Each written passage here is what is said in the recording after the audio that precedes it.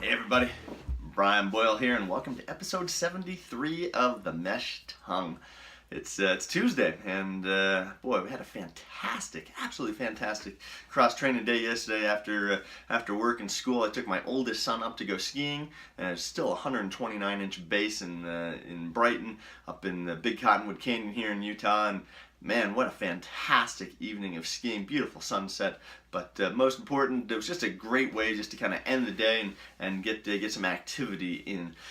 So what are you doing? What's going on? Leave those comments below. Tell me how spring's going so far. I mean, I know we're not in spring really, but you can see things are budding here. If you're in the Northeast and you're getting pummeled with the blizzard, it's really tough to see that you're in spring favor-ish. But yeah, I mean, even though I'm looking at snow in the mountains right now, we've got buds all over the trees and the birds are coming back. So we're kind of getting ramped up for that. The interesting thing though is if you're getting your morning runs in, I implore you to be safe. Okay, run with a partner, make sure you're well lit. It is dark out again early, so if you're used to that, hey, it's nice and light out, and you kind of got it out of that, hey, I'm my safety mode, be safe out there. Come on, wear reflective gear, make sure that, you're not putting your earbuds in, be aware of your surroundings, take a partner with you, like I say, or run a little bit later when it's light out again. But yeah, use common sense, please, and be safe out there. Today I want to talk to you about something that nobody really likes to talk about. And this is what happens from the psychological aspect of an injury. Okay, so we get an injury and we think it's just the physical part of that. My sprained ankle, I've got a quadriceps tendonitis, IT band, whatever it may be, Achilles tendonitis.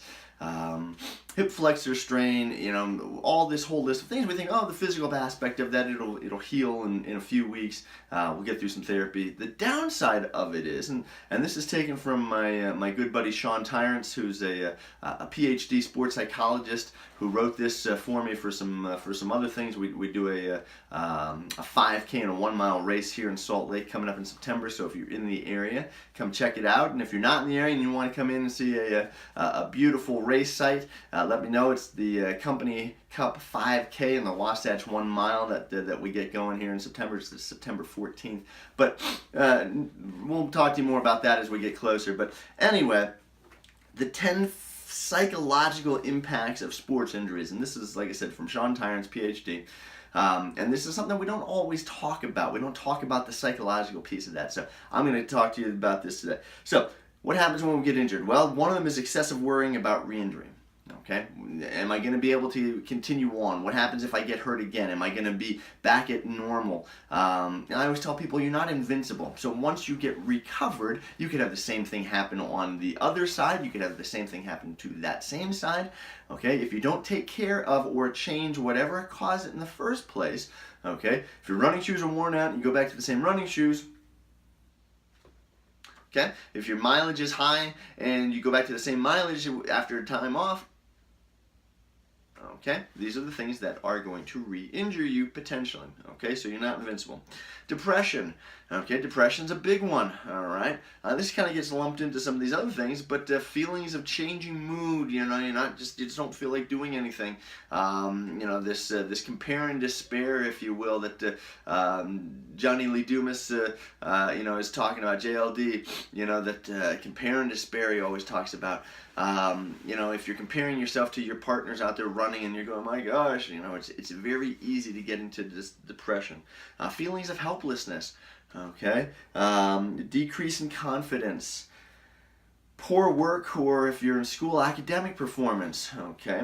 Things are going to suffer. Feeling isolated from your social network. This is a really big one, especially if you are in a running group, if you've got some folks online, that maybe keeps a little bit more of the connection. But if you're in a running group and they're meeting every Tuesday morning and you're injured and you're not going out on that Tuesday morning and you're missing a couple weeks, it can feel like this isolation from your network. A loss of identity. If you identify yourself as a runner and you're going, this is what I do, and I'm a runner and now I'm not running, how am I going to post on my social networks, my running pictures, my Garmin times, these things. This can be a huge feeling of loss. Okay, so you gotta be mindful of these. You gotta watch out for these things. Okay, an increase in alcohol and drug use. This is something that's sometimes very, that happens without us even realizing it. We've got this extra time in our day, an extra hour. Feel a little fidgety. We've got this energy that we're not used to being.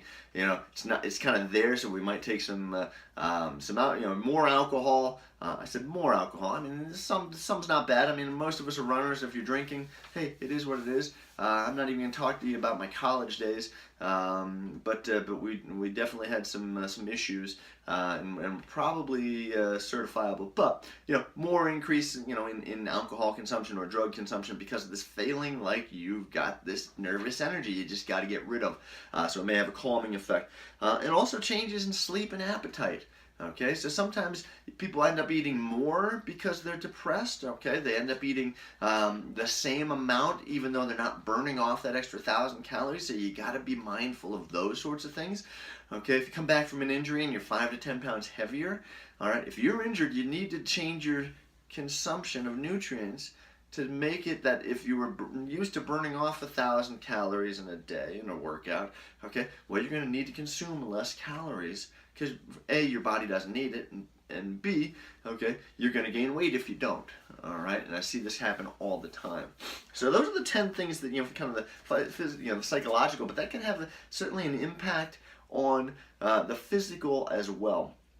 So how do we counter this? Well, again, the goal is not to tell you to stop running, okay, unless you physically have to. So stress fractures, muscle tears, things where you need surgery and you're either waiting for the surgery or you have to stop, okay. But for the majority of time, things like IT band syndrome that hurts when you're running, okay, we can get you on a bike, get you on a stationary bike is fantastic for IT band syndrome. Getting into water jogging, again with a belt can be a fantastic, getting in the deep end of the water. If you don't have a deep end water and you just have kind of a smaller water, water jogging across the pool, waist deep water can be another excellent workout.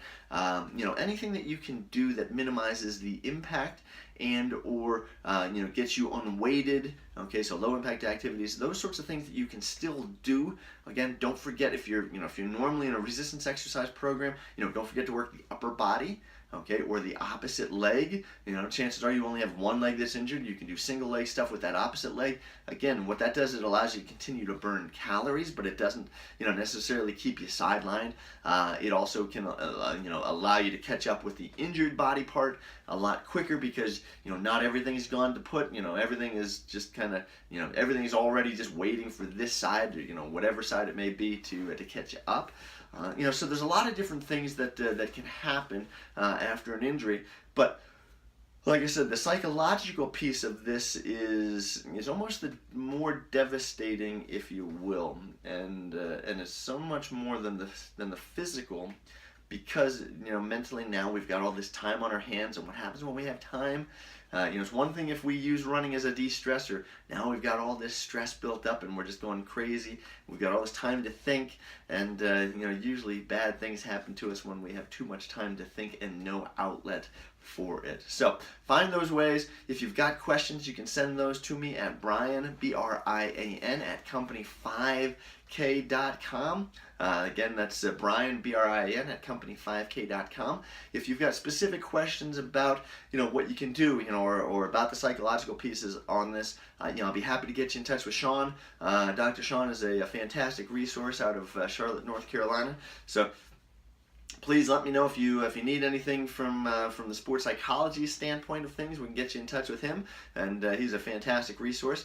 But hey, if you get some value from this, please share this with your friends, your family, your training partners. But whatever you do, don't go hurting yourself to come back.